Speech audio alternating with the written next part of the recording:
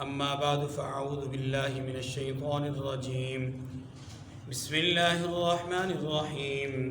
يا أيها النبي حرض المؤمنين على القتال إن يكن منكم 20 صابرون يغلبوا 200 وإن يكن منكم 100 يغلبوا 1000 من الذين كفروا بأنهم قوم لا يفقهون. الآن خفف الله عنكم وعلم أن فيكم ضعفا فإن يكن منكم 100 صابرة يغلبوا 200 وإن يكن منكم 1000 يغلبوا 2000 بإذن الله والله مع الصابرين. ما كان لنبي أن يكون له أسرى حتى يثخن في الأرض تريدون عرض الدنيا والله يريد الآخرة والله عزيز حكيم. لولا كتاب من الله سبق لمسكم فيما أخذتم عذاب عظيم. فكلوا مما غنمتم حلالا طيبا واتقوا الله إن الله غفور رحيم. يا أيها النبي قل لمن في أيديكم من الأسرى إن يعلم الله في قلوبكم خيرا يؤتكم خيرا مما أخذ منكم ويغفر لكم والله غفور رحيم. وإن يريدوا خيانتك فقد خانوا الله من قبل فأمكن منهم والله عليم حكيم. إن الذين آمنوا وهاجروا وجاهدوا بأموالهم وأنفسهم في سبيل الله والذين آووا ونصروا أولئك بعضهم أولياء بعض والذين آمنوا ولم يهاجروا ما لكم من ولايتهم من شيء حتى يهاجروا وإن استنصروكم في الدين فعليكم النصر إلا على قوم بينكم وبينهم ميثاق والله بما تعملون بصير. والذين كفروا بعضهم أولياء بعض إلا تفعلوه تكن فتنة في الأرض وفساد كبير. والذين آمنوا وهاجروا وجاهدوا في سبيل الله والذين آووا ونصروا أولئك هم المؤمنون حقا لهم مغفرة ورزق كريم. والذين آمنوا من بعد وهاجروا وجاهدوا معكم فأولئك منكم وأولو الأرحام بعضهم أولى ببعض في كتاب الله إن الله بكل شيء عليم. صدق اللہ العظیم. سورہ انفال کی آخری 11 آیت نمبر 65 سے آیت نمبر 75 تک آپ کے سامنے تلاوت ہوئی. ان آیات کریمہ میں اللہ پاک نے چند باتیں سمجھائی ہیں.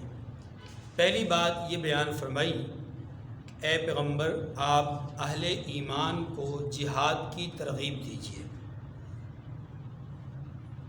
دوسری بات اہل ایمان کا کافر کے ساتھ مقابلہ اور موازنہ بیان کیا گیا.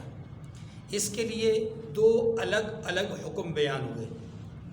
پہلے حکم کے مطابق ایک مسلمان 10 کافروں کے مقابلے میں کافی ہے اور دوسرے حکم کے مطابق ایک مسلمان 2 کافروں کے مقابلے میں کافی ہوگا. تیسری بات اسارہ بدر یعنی بدر کے قیدیوں کے حوالے سے اللہ رب العزت کی طرف سے حکم یا تنبیہ. چوتھی بات بدر کے قیدیوں سے لیا جانے والا فدیہ اس کا حکم. پانچویں بات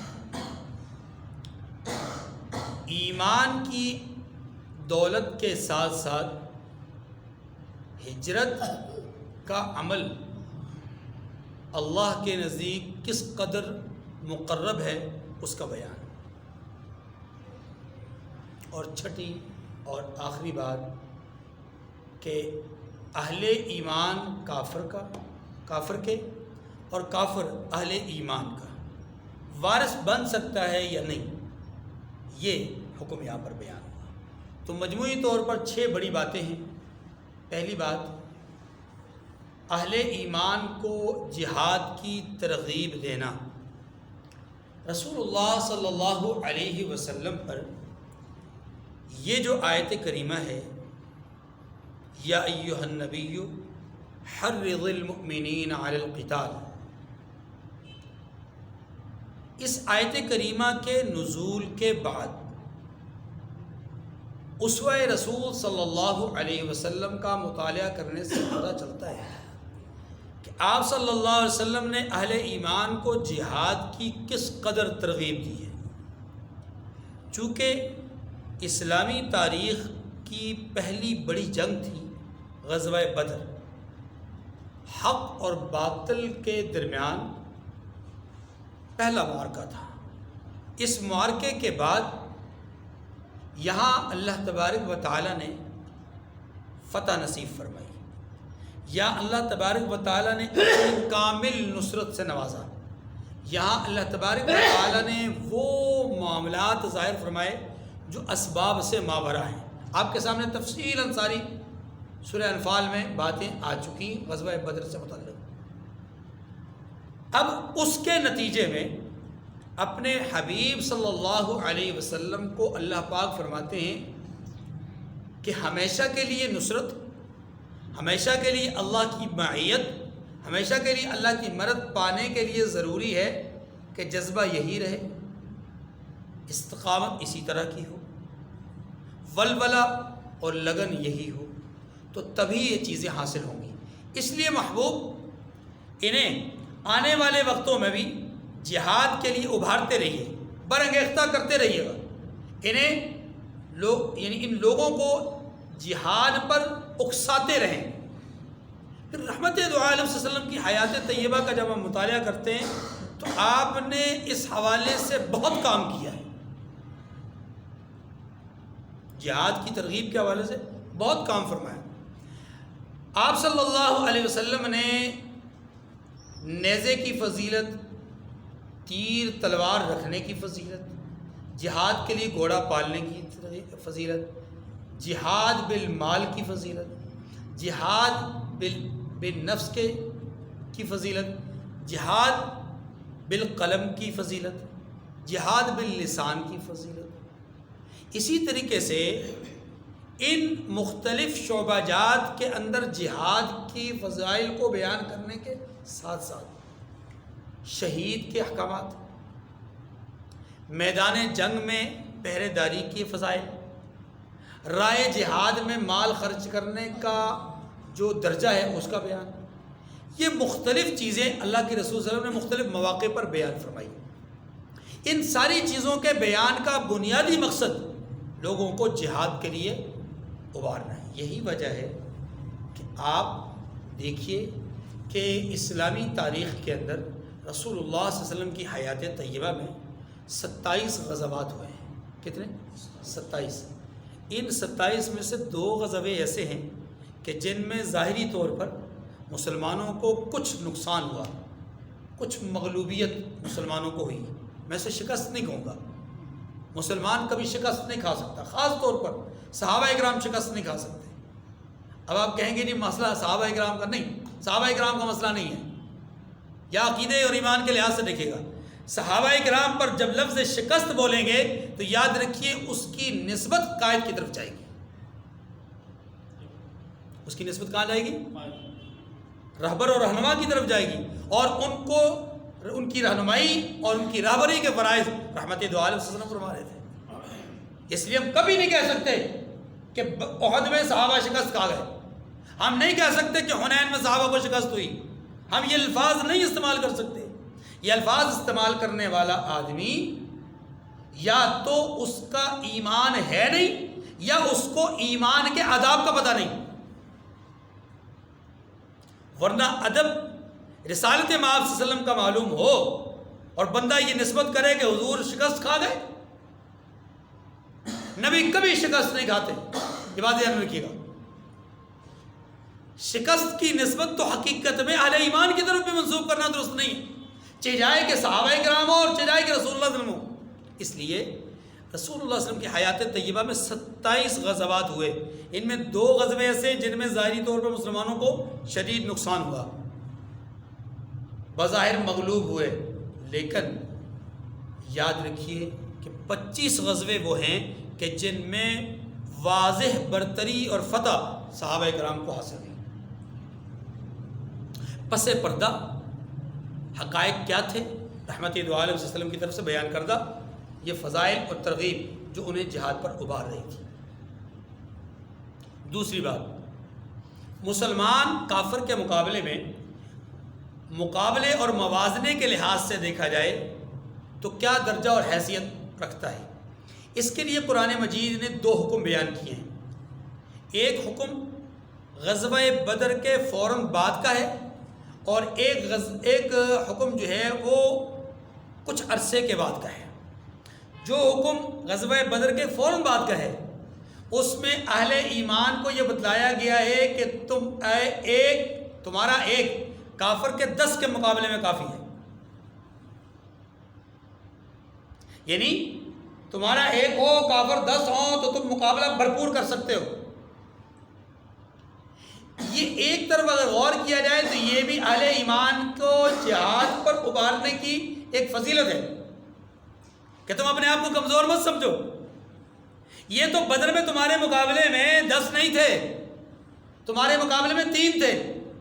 ذرا غور کیجیے گا، یہ اپنے ماننے اور چاہنے والوں کو اللہ کیسے سمجھا رہے ہیں کہ اے میرے بندو، تم تو 10 کے مقابلے میں ہو، یہ بدر میں تو تمہارے مقابلے میں 1 آئے، 1 کے مقابلے میں 3 آئے، یہ تو 3 گنا کم تھے، بظاہر 3 گنا زیادہ تھے، بظاہر 3 گنا زیادہ تھے، لیکن اللہ بتانا یہ چاہ رہے ہیں کہ مومنوں تمہاری ایمانی قوت اور جذبہ ایمانی، شوق شہادت، اتباع رسول، اطاعت خداوندی اور اطاعت رسول خدا تم میں اس قدر کوٹ کر کے بھری ہوئی ہے کہ یہ تو تمہارے مقابلے میں 3 گنا کم آئے، ورنہ تم تو ان سے 3 گنا بڑھ کر بھی اگر یہ ہوں تو تم جو ہے وہ آسانی سے ان سے لڑ سکتے ہو، جہاد کر سکتے ہو۔ تم 313 تھے، یہ اگر 3300 ہوتے، یہ اگر 3300 ہوتے تو تب بھی تمہارے مقابلے میں ناکافی تھے۔ یہ تو 1000 تھے۔ یہ بھی ایک ترغیب کا انداز ہے، یہ بھی ابھارنے کا ایک انداز ہے، طریقہ ہے۔ ظاہری طور پہ یہ کہا گیا کہ تم 1 اور وہ 10، لیکن حقیقت میں اگر کہا جائے تو یہ اہل ایمان کو بدر کے معرکے کے بعد اگلے میدانوں کے لیے تیار کیا جا رہا ہے۔ آج اگر یہ تھوڑے ہیں تو کل کو یہ زیادہ بھی ہو سکتے ہیں۔ اور ذرا غور کیجیے گا، خالد بن ولید رضی اللہ تعالیٰ عنہ صحابی رسول ہے، رسول اللہ صلی اللہ علیہ وسلم کا دور نہیں ہے۔ اللہ کے رسول صلی اللہ علیہ وسلم کے بہت بعد روما سلطنت کے ساتھ خالد بن ولید کی قیادت میں جنگ کے لیے ایک جماعت گئی، جس میں صحابہ اور کچھ نئے صحابہ کرام کے بعد تابعین مسلمان جو تھے وہ بھی شامل تھے۔ تعداد 3000 ہے، کن کی؟ مسلمانوں کی۔ کافروں کی تعداد 2 لاکھ موجود ہیں اور 1 لاکھ کی کمک پیچھے موجود ہے۔ ان کی تعداد کتنی؟ 3000، ان کی تعداد 3 لاکھ، 1 کے مقابلے میں 10 آ گئے، اللہ اکبر، 1 کے مقابلے میں 10۔ اب صحابہ کرام رضوان اللہ علیہم اجمعین نے حضرت خالد بن ولید رضی اللہ تعالیٰ عنہ سے کہا کہ اے امیر المؤمنین، یعنی امیر المجاہدین، اس وقت ہماری تعداد بہت تھوڑی ہے اور کفار کی تعداد بہت زیادہ ہے، یہ تو اپنے آپ کو خود موت کے منہ میں دھکیلنے اور جھونکنے کے مترادف ہے، اس لیے اگر کچھ دیر ہم پسو پیش کریں، کچھ ابھی جنگ نہ شروع کریں اور پیچھے امیر المومنین حضرت عمر رضی اللہ عنہ کو پیغام بھیج دیں کہ وہ کوئی کمک بھیج دیں اور انہیں اطلاعات بتلا دی جائے تو یوں ہماری پیچھے جو ہے وہ ایک سپورٹ آ جائے گی مدد و نصرت کے لیے کچھ لوگ آ جائیں۔ حضرت خالد بن ولید رضی اللہ تعالیٰ عنہ نے اپنی جماعت پر گہری نگاہ ڈالی اور پھر کھڑے ہوئے اور کچھ دیر خطاب فرمایا جس میں جنت کا نقشہ کھینچا، جہنم کی ہولناکیوں کو بیان کیا اور کہا کہ تم میں سے کون کون ہے جو چھلکتے جام پینے کے لیے حور و غلمان کے پاس پہنچنا چاہتا ہو؟ کون کون ہے جس کے کان رحمان کی صدا اور آواز سننے کے لیے بےتاب ہے؟ کون کون ہے جو اپنے نبی مہربان سے ملاقات کے لیے دوڑے جانا چاہتا ہے؟ اب وہ پورا ایک ماحول بنایا۔ جب گفتگو اختتام پذیر ہوئی تو سب نے کہا جی ہم تیار ہیں۔ کہا دیکھ لو کمک چاہیے کہ نہیں؟ کہا جی نہیں چاہیے، ہم لڑیں گے۔ فرمایا تم لڑو گے تو پھر طریقہ میں بتلاؤں گا، لڑنا تم نے ہے، مدد اللہ نے کرنی ہے۔ طریقہ بتلانا میرا کام، لڑنا تمہارا کام اور مدد کرنا اللہ کا کام۔ اب طریقہ کیا بتلایا؟ ہم 1200 کی تعداد میں لڑیں گے، چھیڑ چھاڑ کریں گے، لڑیں گے نہیں چھیڑ چھاڑ کریں گے اور خوب ان کو تھکائیں گے،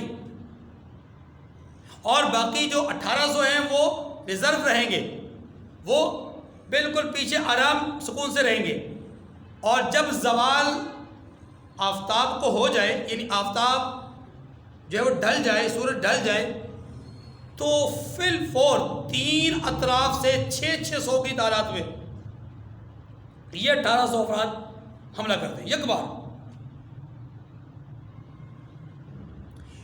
جب اچانک حملہ ہوگا تو ان کی چونکہ تعداد زیادہ ہے تو اگر تھوڑی سی بگدڑ مچ گئی تو وہ تھوڑی ہمارے لیے کافی ہو جائے گی۔ اب شیر کی دھاڑ، چیتے کی چال اور حکمت اور بصیرت کے منبع اور مرکز جنہیں اللہ کے رسول صلی اللہ علیہ وسلم نے خود سیف اللہ فرمایا، تدبیر ان کی تھی، حکمت ان کی تھی، اور اس حکمت اور تدبیر کے نتیجے میں جنگ لڑی گئی۔ یہ جنگ اللہ نے 3000 کے مقابلے میں اس 3 لاکھ یا 2 لاکھ کی فوج کو شکست کھانے پہ مجبور کر دیا۔ بگدڑ مچی، ایک دوسرے کے اوپر گرے، خود ان میں سے کئی گرنے کی وجہ سے پریشان حال ہوئے اور ان کو موقع مل گیا خوب تیر و تلوار چلانے کا، اور یوں ان کی بہت ساری لاشیں بھی گر گئی، اور جو زیادہ لوگ تھے وہ لاشیں گرنے کا منظر دیکھتے ہوئے بھاگ گئے کہ پتہ نہیں کتنی بڑی کمک آ گئی ہے، کتنی بڑی فوج آ گئی مقابلے میں۔ اور وہ ویسے بھی ان کے اندر قرآن پاک خود کہتا ہے بِأَنَّهُمْ قَوْمٌ لَا يَفْقَهُونَ، ان کے اندر سمجھ بوجھ تو ہے نہیں، دین کی سمجھ نہیں، ہاں جی، آخرت کا انجام کار ان کے سامنے کوئی نہیں، ہاں جی، اور ان کے سامنے مقصد کوئی نہیں، ان کے سامنے جذبہ کوئی نہیں، ان کے سامنے لگن کوئی نہیں، وہ تو پیسے کے لیے لڑتے ہیں۔ جب جس نے لڑنا ہی پیسے کے لیے، اگر اس کو پتہ ہے کہ میری جان چلے گئی، پیسہ میرے کس کام کا؟ اور جس نے لڑنا اس لیے ہے کہ میری جان جائے گی تو یہ کارآمد ہوگی، تو وہ تو پھر بے جگری سے اور بے دریغ لڑے گا۔ فرق یہ ہے اللہ کے رسول صلی اللہ علیہ وسلم نے جو ترغیب دی اور جو فضائل بیان کیے، صحابہ کرام نے اس کو ذہنوں میں رکھ لیا، اور اس کا نتیجہ مختلف مواقع پر ہمیں نظر آیا، جیسا کہ اس جنگ کے متعلق جس کا میں نے عرض کیا۔ تو ایک مسلمان 10 کے مقابلے میں کافی۔ دوسرا حکم جو کچھ عرصے کے بعد نازل ہوا وہ یہ ہوا کہ الآن خفف اللہ عنکم، اللہ نے اب آپ پر سے بوجھ کو تھوڑا ہلکا کر دیا ہے۔ اور وہ بوجھ ہلکا کیسے کیا گیا کہ تم اب 1-10 کا مقابلہ نہ کرنا، 1-10 کا مقابلہ نہ کرنا، 1-2 کا مقابلہ بھی کر لینا کافی ہے۔ اس میں فرق کیا ہے دونوں میں؟ فرق یہ ہے کہ پہلے حکم کے مطابق بات یہ سمجھ میں آ رہی تھی کہ اگر 10 کافر سامنے کھڑے ہوں، ایک مسلمان ہو سامنے، اسے بھاگنا نہیں چاہیے، اسے لڑنا چاہیے۔ دوسرے حکم نے آ کر بتلا دیا کہ نہیں، وہ جو پہلا حکم تھا اس میں تخفیف کر دی گئی ہے۔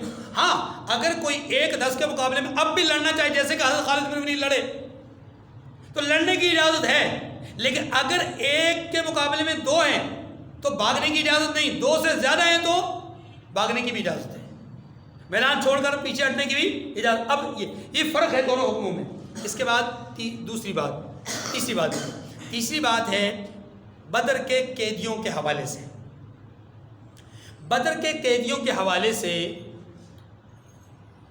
رسول اللہ صلی اللہ علیہ وسلم نے جب بدر کا میدان اور معرکہ فتح کر لیا تو آپ نے دیکھا کہ آپ کو بتایا گیا کہ 70 کافر مارے گئے اور جو لوگ پکڑے گئے تھے ان کی تعداد بھی 70 تھی۔ اللہ کی شان یہ ہے کہ جن 70 کو مارا گیا تھا وہ بھی اسلام کے بڑے سخت دشمن تھے، اور جو 70 پکڑے گئے تھے وہ بھی اس وقت اسلام کے بڑے سخت دشمن تھے۔ ذرا غور کیجیے گا، حقائق ہوتے ہیں، ان سے اعراض نہیں کیا جا سکتا۔ انہی قیدیوں میں رسول اللہ صلی اللہ علیہ وسلم کے داماد حضرت سیدنا ابو العاص رضی اللہ تعالیٰ عنہ، جو اس وقت مسلمان نہیں ہوئے تھے، وہ بھی ان قیدیوں میں شامل تھے۔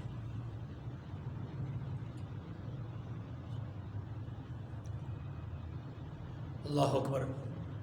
انہوں نے اپنے فدیے کے طور پہ جو انگوٹھی دی تھی، وہ انگوٹھی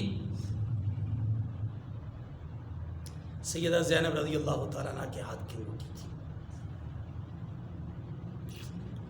اور سیدہ زینب کو وہ انگوٹھی سیدہ خدیجہ الکبریٰ رضی اللہ تعالیٰ عنہ سے ملی تھی۔ اب گویا کہ رسول اللہ صلی اللہ علیہ وسلم کے گھر کی انگوٹھی فدیے میں آ رہی ہے، آپ کے گھر سے، آپ کی حرم سے بیٹی کے پاس، بیٹی سے داماد کے پاس، اور داماد سے فدیے کے طور پر آ رہی ہے۔ یہ میں نے صرف ایک آپ کو جھلک دکھائی ہے کہ رسول اللہ صلی اللہ علیہ وسلم کے بہت قریبی آپ کے سگے داماد حضرت سیدنا ابو العاص، اس وقت مسلمان نہیں ہوئے تھے، وہ بھی قیدیوں میں شامل ہیں۔ نمبر 2، حضرت سیدنا عباس بن عبد المطلب، رسول اللہ صلی اللہ علیہ وسلم کے سگے چچا، جو اس وقت مسلمان نہیں ہوئے تھے، وہ بھی بدر کے قیدیوں میں شامل تھے۔ اب جب یہ بات آپ کی سمجھ میں آ گئی، اب ذرا تھوڑا سا مشورے کو دیکھیے۔ قیدیوں کی تعداد 70 ہے، اور ان 70 میں جو مسلمان مکہ سے مدینہ منورہ ہجرت کر کے آئے، ان میں سے کئی لوگوں کے رشتہ دار بھی ہیں۔ ظاہر ہے خاندان تو وہی تھا، قبائل وہی تھے، قبیلہ بھی وہی تھا۔ اب ان قیدیوں کے حوالے سے مشورہ ہو رہا ہے۔ مشورے میں سیدنا سعد بن معاذ رضی اللہ تعالیٰ عنہ، جو کہ انصار میں سے ہیں، کھڑے ہوئے، یا رسول اللہ میری ایک رائے ہے۔ اللہ کے رسول نے فرمایا کیا رائے ہے؟ کہا یا رسول اللہ رائے میری ہے۔ اب یہ رائے کون دے رہا ہے؟ یہ سعد بن معاذ وہ ہیں کہ جب رسول اللہ صلی اللہ علیہ وسلم بدر کے لیے جانا چاہ رہے تھے، دو راستے تھے نا، جب بدر کے لیے جانا چاہ رہے تھے تو وہاں پر آپ علیہ السلام نے جب مشورہ لیا تھا تو تمام مہاجرین کے جو سرکردہ لوگ تھے، سب کی رائے تھی کہ ہم لڑیں گے۔ انصار میں سے کوئی کھڑا نہیں ہوا۔ رسول اللہ صلی اللہ علیہ وسلم جو مہاجرین میں سے کھڑے ہوتے بات کرتے، آپ ان کو بٹھا لیتے، کھڑے ہوتے بات کرتے بٹھا لیتے۔ حضرات خلفائے راشدین، بڑے صحابہ، یعنی جو عمر کے لحاظ سے بھی، مرتبہ کے لحاظ سے بھی بڑے تھے، انہیں بھی بٹھا دیا گیا۔ رسول اللہ صلی اللہ علیہ وسلم کے چہرہ مبارک پر کوئی بشاشت، کوئی خطہ پیشانی کا معاملہ نہیں آیا۔ آپ علیہ السلام کے چہرہ اقدس کے حالات کو دیکھ کر کے سیدنا سعد بن معاذ رضی اللہ عنہ کھڑے ہوئے تھے، اور انہوں نے اس وقت یہ جملہ کہا تھا کہ یا رسول اللہ ہم موسیٰ علیہ السلام کی قوم کی طرح نہیں ہیں۔ میں سمجھ گیا آپ کیا چاہ رہے ہیں۔ اللہ کے رسول صلی اللہ علیہ وسلم کے چہرہ اقدس کی حالت بدلنا شروع ہو گئی۔ جب انہوں نے فرمایا نا، عرض کی گئی یا رسول اللہ آپ جہاں اشارہ کریں گے وہاں ہماری گردنیں کٹیں گی، پہلے ہم ہوں گے بعد میں مہاجرین ہوں گے۔ تو اللہ کے رسول مسکرا گئے، فرمایا بس۔ مانا یہ کہ یہ سعد بن معاذ وہ ہیں رضی اللہ عنہ۔ اب وہی سعد بن معاذ رضی اللہ عنہ ہیں، جب قید ہو کر کے آئے تو حضرت سعد بن معاذ رضی اللہ عنہ نے رائے دی، یا رسول اللہ میری رائے ہے کہ جتنے قیدی ہیں سب کو قتل کر دیا جائے۔ اللہ کے رسول صلی اللہ علیہ وسلم مہاجرین کی طرف دیکھنا شروع ہو گئے۔ اندازہ کیجیے، یہ بھی اللہ کے رسول صلی اللہ علیہ وسلم کی کمال حکمت اور بصیرت ہے۔ پہلے کس کو دیکھا؟ جاتے ہوئے کس کو دیکھا؟ انصار کو، کیونکہ اس وقت معاونین اور انصار وہ تھے نا، پناہ تو انہوں نے دے رکھی تھی، جگہ انہوں نے دے رکھی تھی، ان کی رائے جاننا ضروری تھا، کیونکہ ان کے دیش میں رہ رہے تھے، ان کے شہر میں رہ رہے تھے بظاہر۔ ورنہ رسول اللہ صلی اللہ علیہ وسلم کی تو بعثت سے بہت پہلے تورات زبور انجیل میں لکھ دیا گیا تھا کہ آپ ہجرت کر کے یثرب آئیں گے. خیر، پہلے نصرت کرنے والوں کی رائے لی گئی. اب جب فتح ہو گئی اور قیدی ہاتھ آ گئے تو اب آپ علیہ السلام کی نگاہ طلب انصار کے بجائے مہاجرین کی طرف ہے، کیونکہ اب معاملہ زیادہ سنگین کس کا ہے؟ مہاجرین کا. رشتے کن کے ہیں؟ مہاجرین کے. اقربا اور رشتہ داریاں کس کی ہیں؟ مہاجرین کی. تو ان کی رائے جاننا ضروری ہے. خود رسول اللہ صلی اللہ علیہ وسلم نے ایک روایت میں آتا ہے کہ یہ الفاظ فرمائے کہ اگر تم بدر کے قیدیوں کو چھوڑ دو گے تو یاد رکھنا کسی جنگ میں تمہارے 70 آدمی مارے جائیں گے.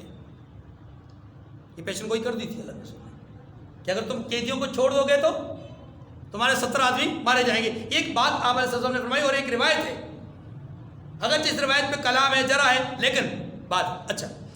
اب جب سعد بن معاذ رضی اللہ عنہ نے کہہ دیا کہ آپ قیدیوں کو قتل کیجئے تو مہاجرین میں سے کئی کی رائے اس کے برعکس آ گئی کہ یا رسول اللہ یہ سارے کے سارے لوگ جو ہمارے ہاتھ آئے ہیں ان سے اگر فدیہ ہم لے لیں گے نا تو ہمیں 2 فائدے ہو سکتے ہیں. ایک فائدہ تو ظاہری ہوگا اور وہ کیا ہوگا؟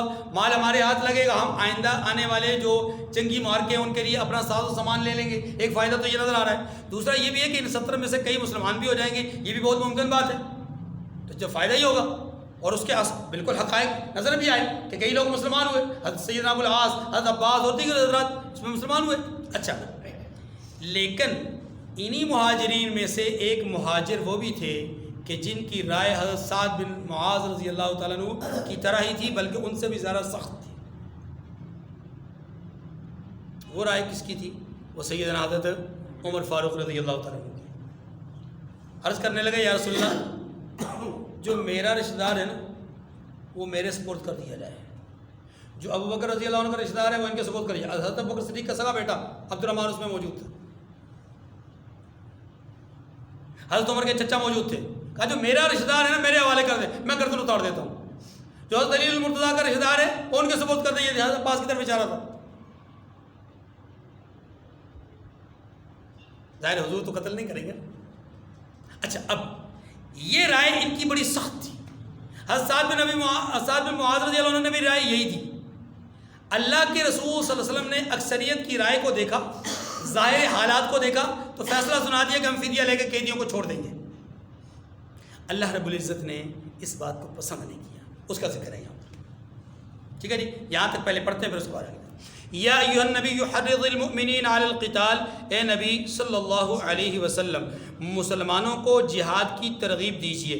اگر ان یکم منکم 20 صابرون یغلبوا 200، اگر تم میں 20 آدمی ثابت قدم رہنے والے ہوں گے تو 200 کافروں پر غالب رہیں گے. دیکھیں ایک کا تنازع 10 ہے.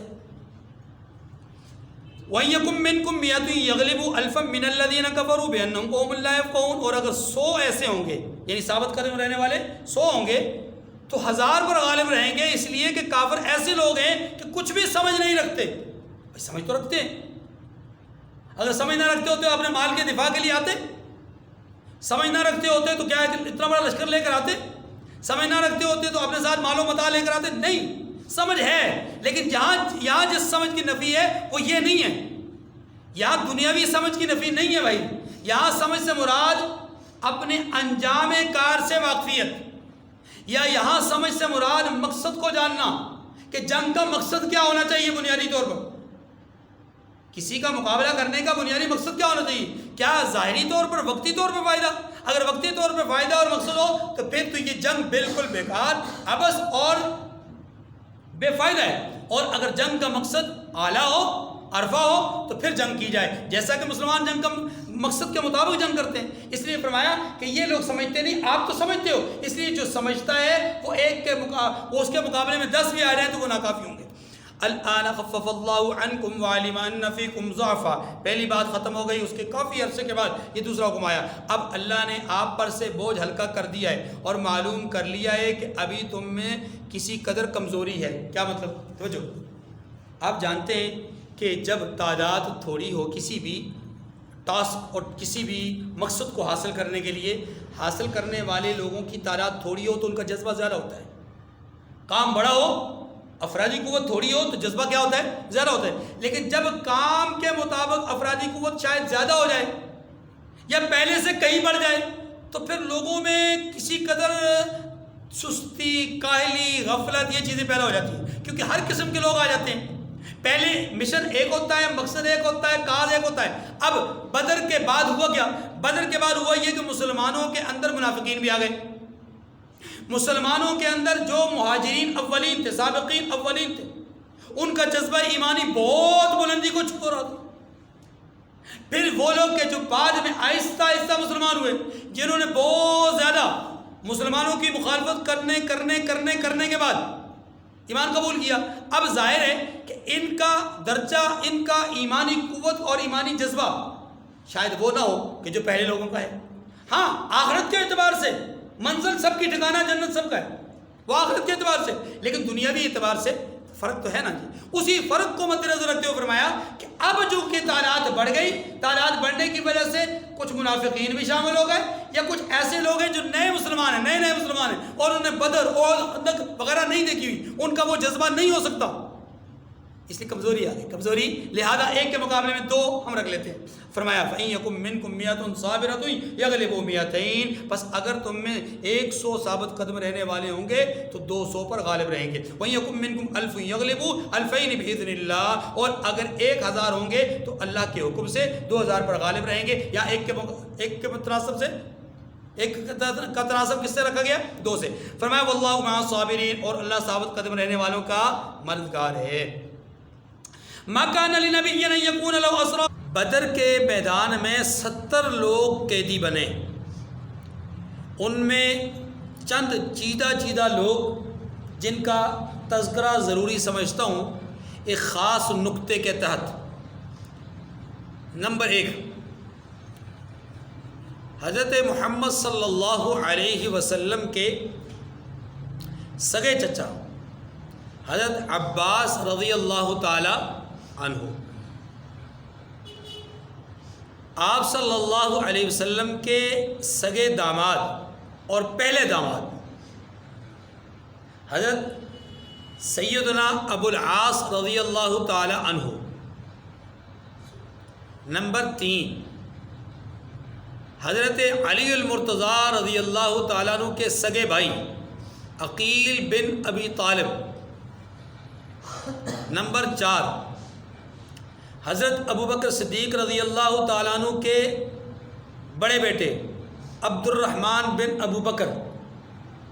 نمبر 5، حضرت عمر رضی اللہ تعالیٰ عنہ کے چچا۔ نمبر 6، حضور صلی اللہ علیہ وسلم طائف سے جب واپس تشریف لائے تھے تو جس شخص نے آپ صلی اللہ علیہ وسلم کو دنیاوی اعتبار سے اس معاشرے اور سوسائٹی کے قانون کے مطابق پناہ دی تھی، اس شخص کا نام تھا مطعم بن عدی، یہ بھی قیدیوں میں۔ نمبر 8، حضرت ابو سفیان رضی اللہ تعالی عنہ کا بیٹا عمر، یہ بھی قیدیوں میں۔ نمبر 9، حضرت مصعب ابن عمیر رضی اللہ تعالی عنہ کے سگے بھائی ابو عزیر، یہ سارے لوگ بدر کے قیدیوں میں ہیں۔ ایک بات تو یہ سمجھ لیجئے۔ دوسری بات جو نقطہ عرض کرنا چاہتا ہوں وہ یہ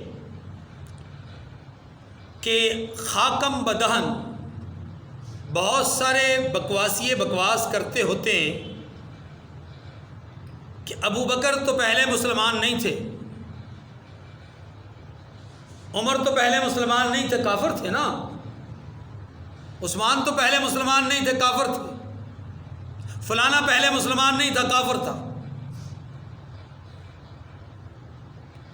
تو ذرا سوچئے اگر آپ کا یہی ضابطہ اور قانون رہا تو پھر حضرت عباس کے بارے میں کیا خیال ہوگا، حضرت عقیل بن ابی طالب کے بارے میں کیا خیال ہوگا، حضرت مصعب بن عمیر کے بھائی کے بارے میں کیا خیال ہوگا۔ جو لوگ بعد میں مسلمان ہوئے ان میں سے ان کے بارے میں کیا رائے ہوگی؟ یہ 70 کے 70 جو قیدی تھے ان میں سے بہت سارے بعد میں مسلمان ہوئے، اب ان کے بارے میں کیا رائے ہے؟ پھر کچھ نادیدہ دہن لوگ، نادیدہ انجام لوگ یہ تک کہہ رہتے ہیں کہ جی حضرت عباس کے بارے میں روایت ہے، ان کا خود قول موجود ہے کہ میں تو مسلمان ہو چکا تھا، مجھے تو مشرکین اپنے ساتھ لے کر آئے تھے ورغلا کر۔ میں یہ عرض کروں گا، بڑے سخت الفاظ کے ساتھ یہ بات کہوں گا کہ ایک کمینہ صفت انسان، تم اس بات کو دلیل بنا کر کے کہنا کیا چاہتے ہو؟ تم حضرت عباس کا دفاع کر رہے ہو یا حضرت عباس کی مذمت کر رہے ہو؟ ظاہری طور پر تم حضرت عباس کا دفاع کر رہے ہو، لیکن حقیقت یہ ہے کہ تم حضرت عباس کی مذمت بیان کر رہے ہو۔ وجہ کہ ایک صحابی رسول ہیں، حضور پر ایمان لے آئے ہیں، حضور کا کلمہ پڑھ لیا ہے، اور کیا وہ صحابی رسول لوگوں کے ڈراوے سے ڈر کر کے حضور کے مقابلے میں لڑنے کے لیے آئیں گے؟ کچھ شرم کرو، حیا کرو۔ کچھ باتیں کہنے کی ہوتی ہیں، کچھ باتیں لکھنے کی ہوتی ہیں، کچھ باتیں نہیں لکھنے کی ہوتی۔ تم اپنے مذہب کا، اپنے مسلک کا یا اپنے نظریے کا دفاع کرنا چاہتے ہو، 1000 بار کرو، ہمیں کوئی اعتراض نہیں، لیکن دفاع اس انداز میں کرو کہ جس سے مقدس شخصیات کی توہین نہ ہو۔ ہمارے نزدیک سیدنا عباس رضی اللہ تعالیٰ عنہ اسی طرح قابل احترام ہے جس طرح کے باقی حضرات قابل احترام ہیں۔ تم لوگوں کی نگاہ سے، لوگوں کے دل و دماغ سے ان کا احترام کیوں نکالنا چاہتے ہو؟ اگر یہاں پر آپ کو یہ نظر آ رہا ہے کہ وہ پہلے سے مسلمان تھے اور پھر حضور کے مقابلے میں آ کر لڑنے کے لیے آ گئے، یہ آپ کو نظر آ رہا ہے، تو آپ سوچئے تو صحیح، آپ کہنا کیا چاہتے ہیں؟ کیا نعوذ باللہ اس سے حضرت عباس کا ایمان مشکوک نہیں ہو جاتا؟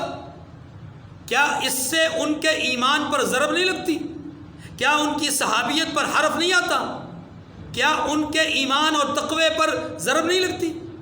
کہنا کیا چاہتے ہو؟ اس لیے یاد رکھیے، اصحاب رسول رضوان اللہ تعالی علیہم اجمعین، ان کا کوئی ایک فرد بھی ہوگا ہمارے نزدیک وہ قابل احترام ہے۔ پوری دنیا، جذبات کی بنیاد پر نہیں، عقیدے کی بنیاد پر، پوری دنیا مل کر کے، ساری دنیا کے ولی، غوث، قطب، ابدال، شیوخ الحدیث، شیوخ القرآن، محدث، فقیہ مل کر کے بھی ایک ادنا درجے کے صحابی، صحابہ میں سے ادنا درجے کے صحابی کے رتبے کو بھی نہیں پہنچ سکتے۔ سب کا رتبہ ایک پلڑے میں رکھ دیا جائے، صحابی رسول کی صحابیت کو، مرتبہ صحابیت کو ایک پلڑے میں رکھ دیا جائے، مرتبہ صحابیت باری ہے۔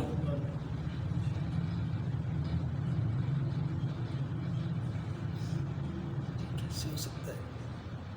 کیوں کر ممکن ہے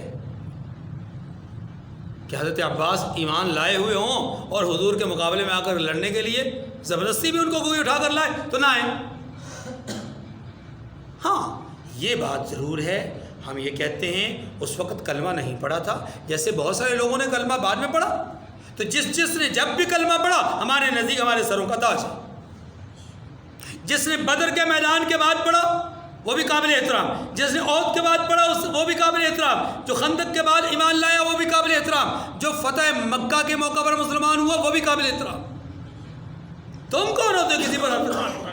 قرآن کہتا ہے والسابقون الاولون من المہاجرین والانصار والذین اتبعوهم باحسان، اور دوسری جگہ پہ قرآن کہتا ہے وکلا وعد اللہ الحسنی۔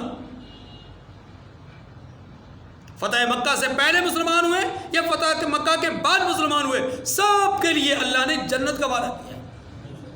وعدہ سب کے لیے کیا کیا ہے؟ جنت کا وعدہ ہے، اور سب کے لیے رضی اللہ عنہ ورضوا عنہ۔ اس لیے فضول باتیں۔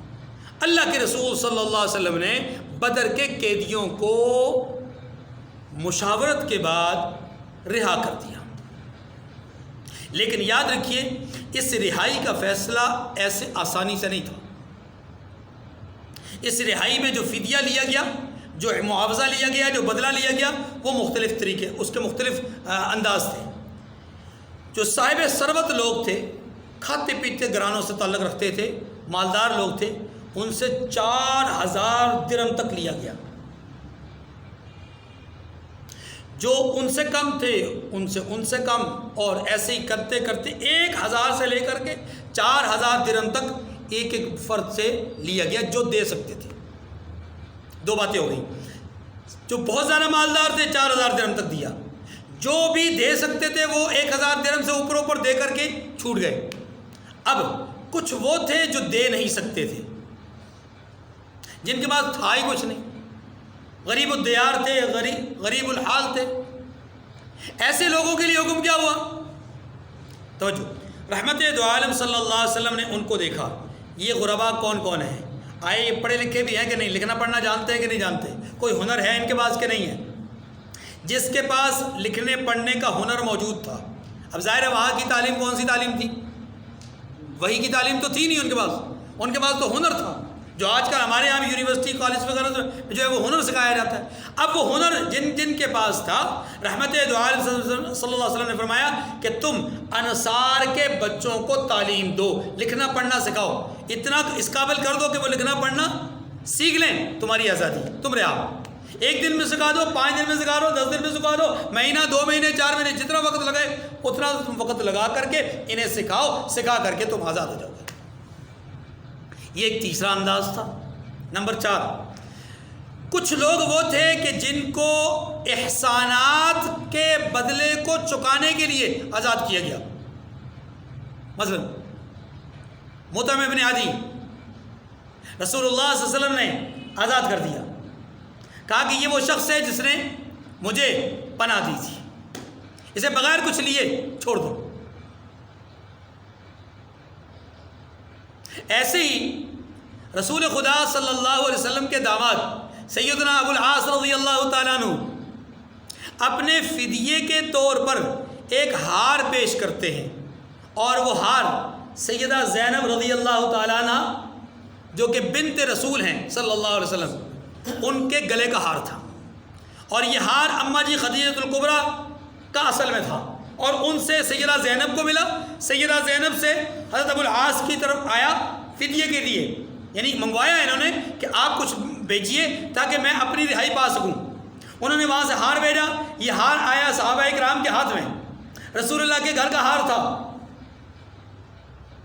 صحابہ کرام رضوان اللہ علیہ اجمعین نے اس ہار کو دیکھا تو ظاہر مردانہ ہار تو تھا نہیں، فوراً پوچھ بیٹھے کس کا ہار ہے؟ کہا کہ میری زوجہ کا ہار ہے، بنت رسول کا ہار ہے. صحابہ کرام رضوان اللہ علیہ اجمعین آنکھوں سے آنسو رواں ہو گئے کہ رسول اللہ کی بیٹی کا ہار ہم فدیے کے طور پہ لیں گے. اور آج کالی اور سیاہ زبانیں ان صحابہ پہ تبرہ کرتی ہیں جن کی نگاہوں نے اس ہار کو فدیے کے طور پہ لینا قبول نہیں کیا، جن کے ہاتھوں نے لینا قبول نہیں کیا، جن کے ضمیر نے لینا قبول نہیں کیا. ان پر تان و تشریح کرتے ہیں کہ وہ سیدہ فاطمۃ الزہرا رضی اللہ تعالیٰ عنہ کا باغ فتح کھا گئے، جو ایک ہار تک لینا پسند نہ کریں. رسول خدا صلی اللہ علیہ وسلم سے جا کر کے کہہ دیا کہ یا رسول اللہ ہم تو نہیں لینا چاہتے، آپ کی کیا رائے ہے؟ فرمایا چھوڑ دو، واپس دے دو، اور ابو العاص سے کہو کہ جاؤ تم آزاد ہو. تو کچھ لوگ وہ تھے جن سے بھاری رقم لی گئی، کچھ وہ تھے جن سے تھوڑی رقم لی گئی، کچھ وہ تھے جنہیں ہنر سکھانے پر مامور کیا، کچھ وہ تھے کہ جنہیں احسانات کا بدلہ چکانے کے لیے آزاد کر دیا، اور کچھ وہ تھے کہ جن کے ساتھ رحم دلی، شفقت اور مہربانی کا معاملہ کیا. اور نمبر 6، کچھ وہ بھی تھے کہ جن کے ساتھ سخت سلوک کیا گیا، مسجد نبوی کے پلروں کے ساتھ باندھا گیا، مسجد نبوی کے پلروں کے ساتھ باندھا گیا، کیونکہ انہوں نے اپنے وقت میں بہت ستایا تھا، بہت تڑپایا تھا. اللہ کے رسول صلی اللہ علیہ وسلم نے ان کے ساتھ واقعی سخت قیدیوں والا سلوک کیا. لیکن جب رسول خدا صلی اللہ علیہ وسلم ان کے قریب سے گزرے، ان میں سے ایک نے کہا کہ اے محمد کیا بھائی بھائیوں کے ساتھ ایسے کیا کرتے ہیں؟ نگاہ نبوت اٹھی اور فرمایا کہ کیا آج تمہیں جو بھائی اخوت اور بھائی چارگی نظر یاد آئی، مکہ میں نہیں یاد تھی جب تم ظلم و ستم کیا کرتے تھے اپنے بھائیوں کے ساتھ؟ اب ان کا جواب کیا تھا؟ جواب یہ تھا کہ اے محمد، ہم تو ہیں ہی ارذل، آپ ہیں ہی اعلیٰ۔ ارذل تو رذیل کام ہی کرے گا، اعلیٰ بلندی والا کام کرے گا۔ آپ کی رائے ہے جو آپ کرنا چاہتے ہیں۔ رسول خدا نے فرمایا کہ چھوڑ دیں ان کو۔ سلوک سختی کے ساتھ کیا، لیکن پھر اپنی رحمدلی کا معاملہ اور اپنی رحمت کا معاملہ کر دیا۔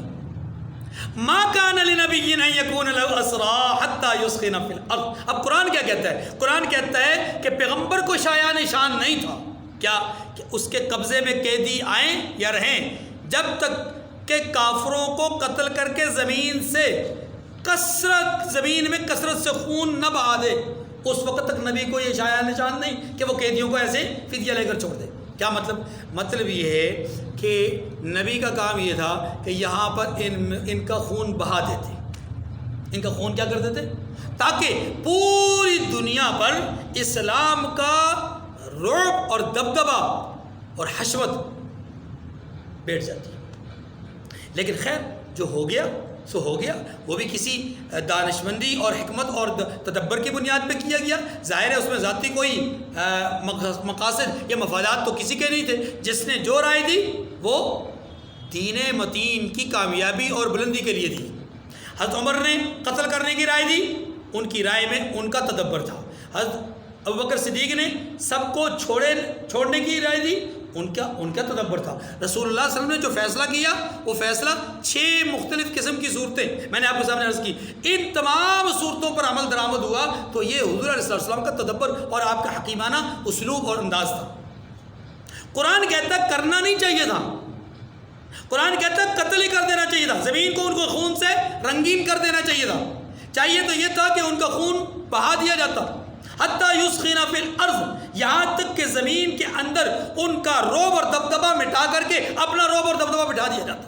ہونا تو یہ چاہیے تھا، لیکن ایسا ہوا نہیں۔ ایسا اب قرآن پاک نے جو الفاظ استعمال کیے نا، بڑے سخت الفاظ استعمال کیے، غور کیجئے گا ذرا یہاں پر قرآن کیا کہتے ہیں، تریدون عرض الدنیا، تریدون عرض الدنیا، تم لوگ دنیا کے مال کے طالب ہو، واللہ یرید الآخرہ، اور اللہ آخرت چاہتا ہے، یعنی آخرت کی بھلائی چاہتا ہے۔ تم دنیا کے مال کے طلبگار ہو اور اللہ آخرت کو چاہتا ہے۔ اگر ان الفاظ کو ظاہری معنی میں ہی لیا جائے، ذیشان بھائی، ان الفاظ کو ظاہری معنی میں لیا جائے تو پھر یاد رکھیے توہین صحابہ ہی نہیں، توہین نبوت بھی اس کا بھی ارتکاب ہوگا۔ کیا نبی دنیا کے طلبگار ہیں؟ لیکن قرآن پاک تو قرآن پاک ہے نا، ہر چیز کو اس نے اپنے اندر سمو دیا ہے۔ یہ الفاظ جہاں حضرت ابوبکر صدیق کے لیے ہیں، جہاں حضرت عثمان کے لیے ہیں، جہاں حضرت علی کے لیے ہیں، وہیں پر دوسرے صحابہ، تمام صحابہ کے لیے ہیں، سب کے لیے ہے۔ ایسا نہیں ہے، یاد رکھیے جو مشاورت کے بعد فیصلہ ہوتا ہے وہ فیصلہ پھر سب کی طرف سے ہوتا ہے۔ ایسا نہیں کہ کوئی آدمی کہے جناب میں نے تو یہ رائے نہیں دی تھی، میں تو اس سے بری ذمہ ہو گیا ہوں۔ حضرت عمر رضی اللہ عنہ اس سے اب دستبردار نہیں ہو سکتے، اس لیے کہ وہ بھی اس مشورے کا حصہ ہے۔ تو جب یہ سب لوگ مشورے کا حصہ ہیں تو پھر رسول خدا صلی اللہ علیہ وسلم ان کے قائد اور سپہ سالار ہیں، ان کے امیر ہیں، ان کے نگران ہیں، ان کے امام اور مقتدی ہیں، تو ان کو آپ کیسے مستثنا کر سکتے ہیں؟ بات سمجھ میں آ رہی ہے کہ نہیں آ رہی؟ الفاظ پہ غور کیجیے گا، کسی قسم کی توہین اور کسی قسم کے اللہ تبارک و تعالیٰ بے ادبی کے الفاظ نکالنے سے اللہ جو محفوظ فرمائے۔ لیکن آپ توجہ کیجیے گا، قرآن پاک نے یہاں پر جو الفاظ استعمال کیے وہ ایک 313 میں سے 313ویں صحابی سے لے کر پہلے صحابی تک، جن کی گنتی الٹی شروع کی جائے 313 سے لے کر کے پہلے تک، اور پھر پہلے کے اوپر ان 313 کے اوپر رحمت دو عالم سب کے لیے ہے۔ اب ایک نقطہ سمجھانا چاہتا ہوں، اللہ کرے آپ کو بات سمجھ میں آ جائے اور میں سمجھا سکوں۔ قرآن پاک نے کہا یا ایھا النبی قل لازواجک ان کنتن تردن الحیات الدنیا وزینتہا فتعالین امتعکن واسرحکن سراحا جمیلا۔ قرآن پاک نے کہا، کیا کہا کہ اے محبوب آپ اپنی ازواج سے کہہ دیجئے، جب انہوں نے ایک مطالبہ کیا نا، یا رسول اللہ فراوانی ہو گئی، مال غنیمت بہت آنا شروع ہو گیا، مال فے بہت آنا شروع ہو گیا، بیت المال میں خوب فراوانی ہو گئی، اب ہمارے گھروں میں کچھ نہ کچھ جو ہے وہ راشن کا انتظام ہو جائے، ہماری طرف بھی کچھ توجہ فرمائی دیجیے۔ تو اللہ تبارک و تعالیٰ کو ان کا یہ مطالبہ پسند نہیں آیا، حکم ہوا محبوب ان سے کہہ دیجئے ان کنتن تردن الحیات الدنیا وزینتہا فتعالین امتعکن واسرحکن سراحا جمیلا، آؤ میں تمہیں کچھ مال و متاع دے کر کے، کچھ سامان دے کر کے تمہیں رخصت کر دیتا ہوں، ہمیشہ ہمیشہ کے لیے چھوڑ دیتا ہوں، آؤ دنیا چاہیے نا، آؤ لے لو۔ لیکن وَإِن كُنتُنَّ تُرِدْنَ اللَّهَ وَرَسُولَهُ وَالدَّارَ الْآخِرَةَ، اگر تم اللہ رسول اور آخرت کے گھر کو چاہتی ہو، فَإِنَّ اللَّهَ أَعَدَّ لِلْمُحْسِنَاتِ مِنكُنَّ أَجْرًا عَظِيمًا۔ تو پھر یہ بات نوٹ کر لو کہ اللہ نے تم میں سے جو جتنی بھی نیکوکار ہیں یا نیکوکار ہوں گی، نیکوکار رہیں گی، محسنات رہیں گی، ان کے لیے بہت بڑا اجر اللہ نے رکھا ہے۔ ٹھیک ہے، میں جو بتانا چاہتا ہوں یہ یہاں اس آیت کریمہ کو بعض رقیق قسم کے حملہ کرنے والے لوگ، سیاہ زبانوں کے مالک لوگ، دل اور زبان جن کی سیاہ، ظاہر اور باطن جن کا سیاہ ہو، وہ کہتے ہیں دیکھیں قرآن نے کتنے واضح الفاظ میں کہا کہ یہ دنیا کی طلبگار تھی، یہ تو چاہتی دنیا تھی، ان کے دل میں رسول اللہ کی عزت نہیں تھی، نعوذ باللہ، ان کے دل میں حضور کا احترام نہیں تھا، نعوذ باللہ، یہ اللہ اور اس کے رسول سے محبت نہیں کرتی تھی، یہ آخرت کے، یہ تو چپ ہو گئی اس لیے کہ لوگ ہمیں تانے دیں، ورنہ ان کے دل میں دنیا کی طلب تھی۔ قرآن پاک نے پہلی آیت میں یوں کہا، یوں کہا، یوں کہا، یوں کہا۔ تو جناب اگر قرآن پاک نے ان کو یہ کہا تو یہاں کس کو کہا؟ کیا یہاں صرف ابو بکر، عمر، عثمان کو کہا ہے؟